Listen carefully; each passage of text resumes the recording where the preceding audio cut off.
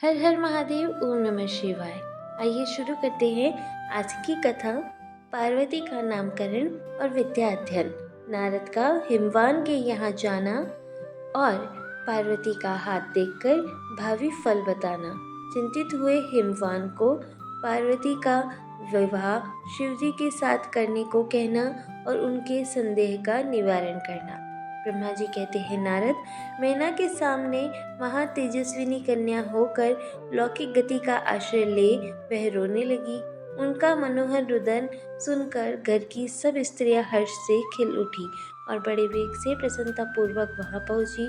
नील कमल दल के समान श्याम कांति वाली उस परम तेजस्विनी और मनोरम कन्या को देखकर गिरिराज हिमालय अतिशय आनंद में निमग्न हो गए।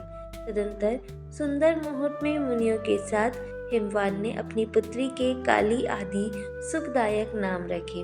देवी शिवा गिरिराज के भवन में दिनों दिन बढ़ने लगी, ठीक उसी तरह जैसे वर्षा के समय गंगा जी की जलराशि और शरद ऋतु के शुक्ल पक्ष में चांदनी बढ़ती है। सुशीलता आदि गुणों से संयुक्त तथा बंधुजनों को प्यारी उस कन्या को कुटुंब के लोग अपने कुल के अनुरूप पार्वती नाम से पुकारने लगे। माता ने कालिका को उमा अरि तपस्या मत कर कहकर तप करने से रोका था।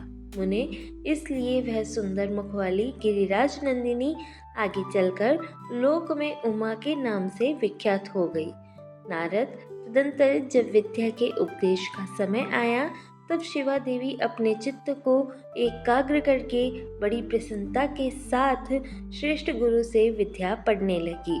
पूर्व जन्म की सारी विद्याएं उन्हें उसी तरह प्राप्त हो गई जैसे शरद काल में हंसों की पात अपने आप स्वर्ग गंगा के तट पर पहुंच जाती है और रात्रि में अपना प्रकाश स्वतः महौषधियों को प्राप्त हो जाता है।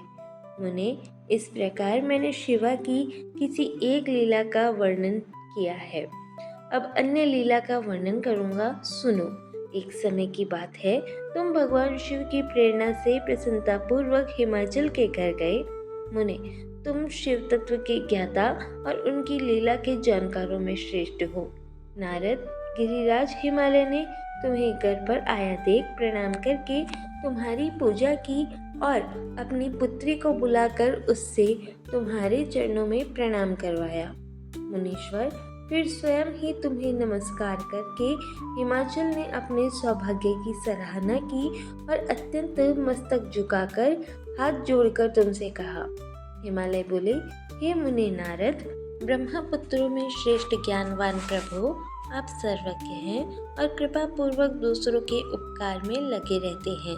मेरी पुत्री की जन्म कुंडली में जो गुण दोष हो उसे बताइए। मेरी बेटी किसकी सौभाग्यवती प्रिय पत्नी होगी? ब्रह्मा जी कहते हैं, मुनि श्रेष्ठ, तुम बातचीत में कुशल और कौतुकी तो हो ही। गिरिराज हिमालय के ऐसा कहने पर तुमने कालिका का हाथ देखा और उसके संपूर्ण अंगों पर विशेष रूप से दृष्टिपात करके हिमालय से इस प्रकार कहना आरंभ किया। नारद बोले, शैलराज और मैना, आपकी यह पुत्री चंद्रमा की आदि कला के समान बड़ी है। समस्त शुभ लक्षण इसके अंगों की शोभा बढ़ाते हैं।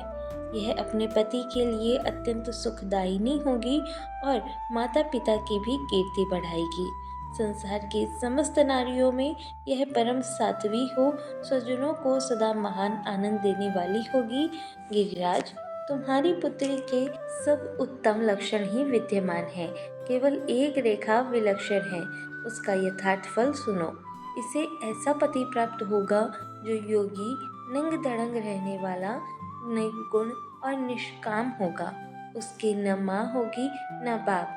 उसे मान सम्मान का भी कोई ख्याल नहीं रहेगा और वह सदा अमंगल वेश धारण करेगा। ब्रह्मा जी कहते हैं, नारद, तुम्हारी इस बात को सुन और सत्य मानकर मैना तथा हिमालय दोनों पति पत्नी बहुत दुखित हो, परंतु जगदम्बा शिवा तुम्हारे ऐसे वचन को सुनकर और लक्षणों द्वारा उस भावी पति को शिव मानकर मन ही मन हर्ष से खिल उठी। नारद जी की बात कभी झूठ नहीं हो सकती, यह सोचकर शिवा भगवान शिव के युगल चरणों में संपूर्ण हृदय से अत्यंत स्नेह करने लगी। नारद, उस समय मन ही मन दुखी हो हिमवान ने तुमसे कहा, मुने, उस रेखा का फल सुनकर मुझे बड़ा दुख हुआ है। मैं अपनी पुत्री को उससे बचाने के लिए क्या उपाय करूं? मुने, तुम महान कौतुक करने वाले और वार्तालाप विशारद हो। हिमवान की बात सुनकर अपने मंगलकारी वचनों द्वारा उनका हर्ष बढ़ाते हुए तुमने इस प्रकार कहा। नारद बोले, गिरिराज, तुम स्नेह पूर्वक मेरी बात सुनो। मेरी बात सच्ची है, वह झूठ नहीं होगी। हाथ की रेखा ब्रह्मा जी की लिपि है, निश्चय ही वह मिथ्या नहीं हो सकती। अतः शैल प्रवर इस कन्या को वैसा ही पति मिलेगा, इसमें संशय नहीं। परंतु इस रेखा के कुफल से बचने के लिए एक उपाय भी है, उसे प्रेम पूर्वक सुनो। उसे करने से तुम्हें सुख मिलेगा। मैंने जैसे वर का निरूपण किया है, वैसे ही भगवान शंकर है।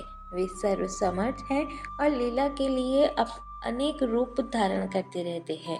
उनमें समस्त कुलक्षण सद्गुणों के समान हो जाएंगे। समर्थ पुरुष में कोई दोष भी हो तो वह उसे दुख नहीं देता। असमर्थ के लिए ही वह दुखदायक होता है। इस विषय में सूर्य, अग्नि और गंगा का दृष्टांत सामने रखना चाहिए। इसलिए तुम विवेक पूर्वक अपनी कन्या शिवा को भगवान शिव के हाथ में सौंप दो। भगवान शिव सबके ईश्वर, सेव्य, निर्विकार, सामर्थ्यशाली और अविनाशी है। वे जल्दी ही प्रसन्न हो जाते हैं, अतः शिवा को ग्रहण कर लेंगे, इसमें संशय नहीं है। विशेषतः वे तपस्या से वश में हो जाते हैं। यदि शिवा तप करे तो सब काम ठीक से हो जाएगा। सर्वेश्वर शिव सब प्रकार से समर्थ हैं। वे इंद्र के वज्र का भी विनाश कर सकते हैं। ब्रह्मा जी उनके अधीन हैं तथा वे सबको सुख देने वाले हैं। पार्वती भगवान शंकर की प्यारी पत्नी होगी। वह सदा रुद्रदेव के अनुकूल रहेगी, क्योंकि यह महासाध्वी और उत्तम व्रत का पालन करने वाली है तथा माता पिता के सुख को बढ़ाने वाली है। यह तपस्या करके भगवान शिव के मन को अपने वश में कर लेगी और वे भगवान भी इसके सिवा किसी दूसरी स्त्री से विवाह नहीं करेंगे। इन दोनों का प्रेम एक दूसरे के अनुरूप है। वैसा उच्च कोटि का प्रेम न तो किसी का हुआ है, न इस समय है और न आगे होगा। गिरिश्रेष्ठ, इन्हें देवताओं के कार्य करने हैं। उनके जो जो काम नष्ट प्राय हो गए हैं, उन सब का इनके द्वारा पुनः उज्जीवन या उद्धार होगा। राज, आपकी कन्या को पाकर ही भगवान हर अर्धनारीश्वर होंगे। इन दोनों का पुनः हर्ष पूर्वक मिलन होगा। आपकी यह पुत्री अपनी तपस्या के प्रभाव से सर्वेश्वर महेश्वर को संतुष्ट करके उनके शरीर के आधे भाग को अपने अधिकार में कर लेगी। उनका अर्धांग बन जाएगी। गिरिश्रेष्ठ, तुम्हें अपनी यह कन्या भगवान शंकर के सिवा दूसरे किसी को नहीं देनी चाहिए। यह देवताओं का गुप्त रहस्य है, इसे कभी प्रकाशित नहीं करना चाहिए। हिमालय ने कहा, ज्ञानी मुनि नारद, मैं आपको एक बात बता रहा हूँ, उसे प्रेम पूर्वक सुनिए और आनंद का अनुभव कीजिए। सुना जाता है, महादेव जी सब प्रकार की आसक्तियों का त्याग करके अपने मन को संयम में रखते हुए नित्य तपस्या करते हैं। देवताओं की भी दृष्टि में नहीं आते। देव ऋषि ध्यान मार्ग में स्थित होते हुए वे भगवान शंभु परब्रह्मा में लगाए हुए अपने मन को कैसे हटाएंगे? ध्यान छोड़कर विवाह करने को कैसे उद्यत होंगे? इस विषय में मुझे महान संदेह है। दीपक की लौ के समान प्रकाशमान, अविनाशी, प्रकृति से परे, निर्विकार, निर्गुण, सगुण, निर्विशेष और निरीह जो परब्रह्मा है, वही उनका अपना सदाशिव नामक स्वरूप है। अतः वे उसी का सर्वत्र साक्षात्कार करते हैं कि किसी बाह्य अनात्म वस्तु पर दृष्टि नहीं डालते। मुने, यहाँ आए हुए किन्नरों के मुख से उनके विषय में नित्य ऐसी ही बात सुनी जाती है। क्या वह बात मिथ्या ही है? विशेषतः यह बात भी सुनने में आती है कि भगवान हर ने पूर्व काल में सती के समक्ष एक प्रतिज्ञा की थी। उन्होंने कहा था, दक्ष कुमारी प्यारी सती, मैं तुम्हारे सिवा दूसरी किसी स्त्री का अपनी पत्नी बनाने के लिए न वरण करूँगा न ग्रहण। यह मैं तुमसे सत्य कहता हूँ। इस प्रकार सती के साथ उन्होंने पहले ही प्रतिज्ञा कर ली है। अब सती के मर जाने पर वे दूसरी किसी स्त्री को कैसे ग्रहण करेंगे। यह सुनकर तुम, नारद ने कहा, महामते गिरिराज, इस विषय में तुम्हें चिंता नहीं करनी चाहिए। तुम्हारी यह पुत्री काली ही पूर्व काल में दक्ष कन्या सती हुई थी। उस समय इसी का सदा सर्व मंगलदायी नाम सती था। वे सती दक्ष कन्या होकर रुद्र की प्यारी पत्नी हुई थी। उन्होंने पिता के यज्ञ में अनादर पाकर तथा भगवान शंकर का भी अपमान हुआ देख क्रोध पूर्वक अपने शरीर को त्याग दिया था। वे ही सती फिर तुम्हारे घर में उत्पन्न हुई हैं। तुम्हारी पुत्री साक्षात जगदम्बा शिवा है। यह पार्वती भगवान हर की पत्नी होगी, इसमें संशय नहीं है। नारद, ये सब बातें तुमने हिमवान को विस्तार पूर्वक बताई।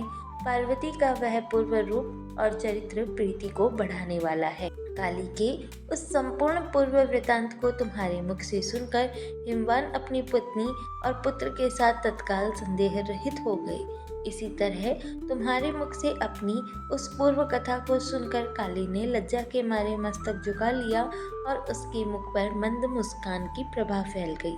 गिरिराज हिमालय पार्वती के उस चरित्र को सुनकर उसके माथे पर हाथ फेरने लगे और मस्तक सूंघकर उसे अपने आसन के पास ही बिठा लिया।